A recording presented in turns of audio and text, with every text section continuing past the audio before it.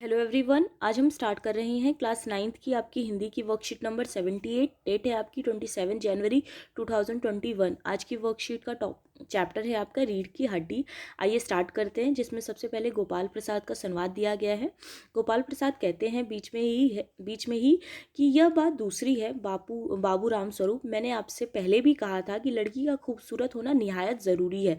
यानी गोपाल प्रसाद कहते हैं, जो कि अपने बेटे का रिश्ता लेके आए हुए होते हैं, वो कहते हैं कि लड़की का खूबसूरत होना यानी कि सुंदर होना बहुत ज़्यादा ज़रूरी है।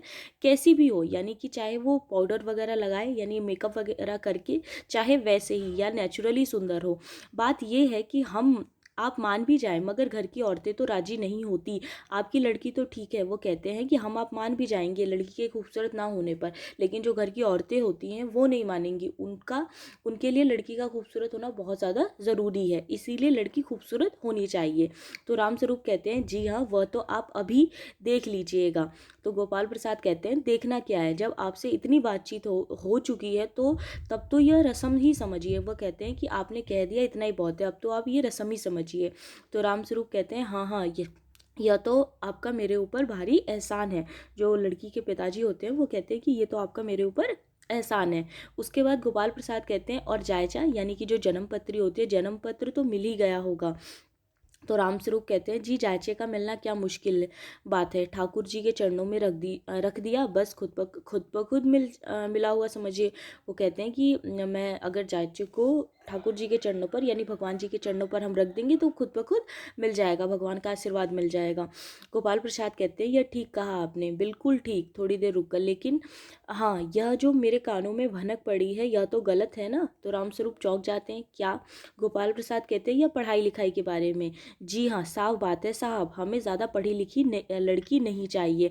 मेम साहब तो रखनी नहीं, कौन भुगतेगा उनके नखड़ों को, बस हद से हद मैट्रिक पास होनी चाहिए, क्यों शंकर? तो गोपाल प्रसाद कहते हैं कि हमें ज़्यादा पढ़ी लिखी लड़की नहीं चाहिए, ज़्यादा से ज़्यादा मैट्रिक पास यानी कि 10वीं पास होनी चाहिए, इससे ज़्यादा पढ़ी लिखी लड़की हमको नहीं चाहिए। तो शंकर जी कहते हैं जी हाँ, कोई नौकरी तो करानी नहीं है। तो जो शंकर होते हैं वो कहते हैं कि हाँ, कोई जॉब तो करवानी नहीं है उनसे। राम प्रसाद कहते हैं कि नौकरी का तो कोई सवाल ही नहीं उठता। जो लड़की के पिता होते हैं वो कहते हैं कि नहीं नहीं, नौकरी का तो कोई सवाल ही नहीं उठता। तो गोपाल प्रसाद कहते हैं और क्या साहब, देखिए कुछ लोग मुझसे कहते हैं कि जब आपने अपने लड़के को BA MA तक पढ़ाया है तब उनकी बहुएं भी ग्रेजुएट लाई है। भला पूछिए इन अकल के ठेकेदारों से कि क्या लड़कों की पढ़ाई और लड़कियों की पढ़ाई एक बात है? अरे मर्दों का काम तो है पढ़ना और काबिल होना। अगर औरतें भी वही करने लगी, अंग्रेजी अखबार पढ़ने लगी और पॉलिटिक्स वगैरह पर बहस करने लगी, तब तो हो चुकी गृहस्थी। जनाब, मोर के पंख होते हैं मोरनी के नहीं, शेर के बाल होते हैं शेरनी के नहीं। तो वो स्पष्ट रूप से लड़के और लड़कियों की पढ़ाई में फ़र्क करते हैं कि जो लड़के होते हैं उन्हें हायर डिग्री लेने का अधिकार होता है, पर जो लड़कियां होती हैं उनको नहीं होता है। ज़्यादा से ज़्यादा वो 10वीं पास कर ले, उसके बाद उनको गृहस्थी चलानी होती है। तो वो अलग अलग एग्जाम्पल देते हैं कि मोर के पंख होते हैं, मोरनी के थोड़ी ना पंख होते हैं, और शेर के बाल होते हैं, शेरनी के थोड़ी ना होते हैं। तो वो इस तरह से दोनों में फ़र्क करते हुए कहते हैं कि आप हमको लड़की दिखाओ तो वो ज़्यादा पढ़ी लिखी नहीं होनी चाहिए, ठीक है, ज़्यादा से ज़्यादा 10वीं, इसके आगे नहीं होनी चाहिए। तो रामस्वरूप कहते हैं जी हाँ, और मर्द की दाढ़ी होती है औरत की नहीं। तो शंकर भी हंसने लगते हैं, मगर जो गोपाल प्रसाद होते हैं वो थोड़े गंभीर हो जाते हैं। उसके बाद गोपाल प्रसाद कहते हैं हाँ हाँ, वह भी सही है। कहने का मतलब यह है कि कुछ बातें दुनिया में ऐसी हैं जो सिर्फ मर्दों के लिए हैं, और ऊंची तालीम भी ऐसी चीज़ों में से एक है। तो वो कहते हैं कि दुनिया में कुछ चीज़ें ऐसी हैं जो सिर्फ और सिर्फ मर्दों के लिए होती हैं, औरतों के लिए नहीं होती हैं। और जो ऊंची तालीम हासिल करना होता है यानी उच्च शिक्षा हासिल करना होता है, वो भी उनमें से एक है। लड़कों का ये अधिकार होता है, लड़कियों का नहीं होता है। ऐसा गोपाल प्रसाद जो थे वो ऐसी सोच रखते थे, ठीक है। उसके बाद आपके क्वेश्चन आंसर दिए गए हैं। फर्स्ट क्वेश्चन है आपका कि गोपाल प्रसाद के कानों में क्या भनक पड़ी। तो गोपाल प्रसाद के कानों में राम स्वरूप की पुत्री के पढ़े लिखे होने की भनक पड़ी। उनको लगता है कि उनकी जो बेटी है वो मैट्रिक से भी ज़्यादा पढ़ी हुई है। सेकंड क्वेश्चन है आपका, इस गद्यांश में लड़के लड़कियों में क्या भेद किया गया है, क्या हमें लड़के लड़कियों में भेद करना चाहिए? तो इसका आंसर होगा कि इस गद्यांश में लड़के लड़कियों में ऊंची तालीम ग्रहण करने को लेकर भेद किया गया है। और सेकंड आप आंसर लिखेंगे कि नहीं, हमें लड़के लड़कियों में भेद नहीं करना चाहिए क्योंकि दोनों ही समाज में बराबरी का अधिकार रखते हैं, ठीक है।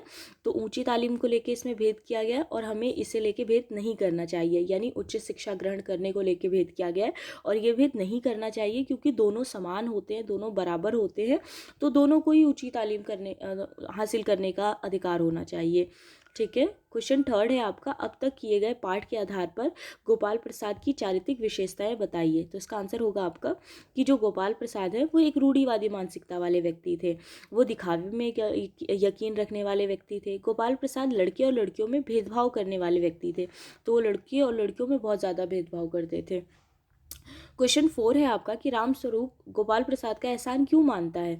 तो इसका आंसर होगा कि राम स्वरूप गोपाल प्रसाद का एहसान इसलिए मानते हैं क्योंकि गोपाल प्रसाद अपने पुत्र का विवाह राम स्वरूप की पुत्री से करवाने वाले थे। तो गोपाल प्रसाद जो थे वो अपने पुत्र का विवाह राम स्वरूप की पुत्री से करवाने वाले थे, इस वजह से वो उनका एहसान मानते हैं। उसके बाद लास्ट क्वेश्चन है आपका कि तालीम से आप क्या समझते हैं, क्या यह सिर्फ मर्दों का अधिकार है, क्यों अथवा क्यों नहीं। तो इसका आंसर होगा तालीम का अर्थ होता है उच्च शिक्षा ग्रहण करना। ठीक है। और उसके बाद आप लिखेंगे कि नहीं, उच्च शिक्षा ग्रहण करना केवल मर्दों का अधिकार नहीं है, क्योंकि समाज में महिला एवं पुरुष दोनों ही बराबरी का अधिकार रखते हैं, इसीलिए यह दोनों का भी अधिकार होना चाहिए। यानी उच्च तालीम हासिल करना दोनों का ही अधिकार होना चाहिए, मर्दों का भी और स्त्रियों का भी। ऐसा नहीं है कि सिर्फ मर्द ही मतलब हासिल कर सकते हैं तालीम को, बल्कि ये महिलाओं का भी पूरा अधिकार होना चाहिए, क्योंकि दोनों बराबर हैं, संविधान भी दोनों को बराबर का अधिकार देता है, इसीलिए तालीम हासिल करना भी दोनों का अधिकार होना चाहिए।